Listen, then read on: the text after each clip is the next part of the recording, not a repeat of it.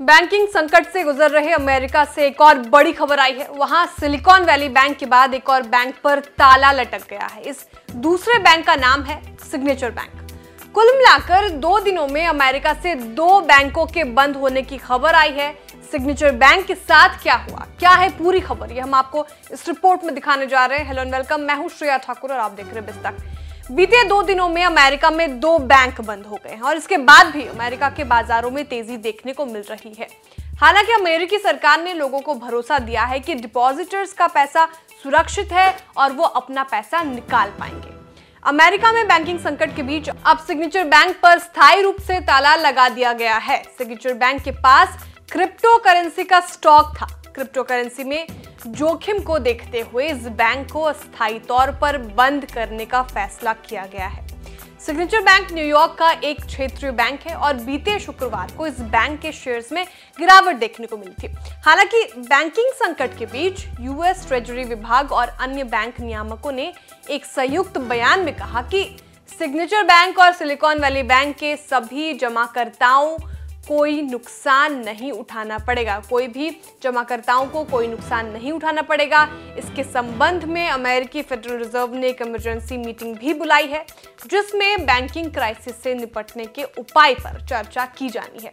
Crypto currency stock की स्थिति को देखते हुए बैंक को कुछ दिनों के लिए बंद करने का फैसला किया गया है। बिजनेस टुडे पर छपी रिपोर्ट के मुताबिक सिलिकॉन वैली बैंक के बाद सिग्नेचर बैंक अमेरिका में जारी बैंकिंग उथल-पुथल का अगला शिकार बन गया है। न्यूयॉर्क स्टेट के फाइनेंस सर्विस डिपार्टमेंट के मुताबिक फेडरल डिपॉजिट इंश्योरेंस कॉर्पोरेशन ने सिग्नेचर बैंक को अपने नियंत्रण में ले लिया है, जिसके पास पिछले साल के अंत में 110.36 अरब डॉलर की संपत्ति थी, जबकि बैंक में जमा राशि 88.59 अरब डॉलर थी।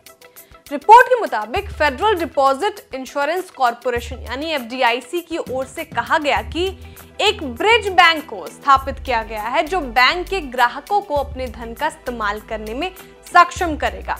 एफडीआईसी के मुताबिक सिग्नेचर बैंक के जमाकर्ता और कर्ज लेने वाले खुद ही ब्रिज बैंक के कस्टमर बन जाएंगे। अमेरिका के बैंकिंग संकट को लेकर राष्ट्रपति जो बाइडेन ने कहा, मैं इस गड़बड़ी के लिए जिम्मेदार लोगों को पूरी तरह से जवाबदेह ठहराने और बड़े बैंकों के निरीक्षण को मजबूत करने के अपने प्रयासों को जारी रखने के लिए प्रतिबद्ध हूं, ताकि हम फिर से इस स्थिति में ना पहुंचे।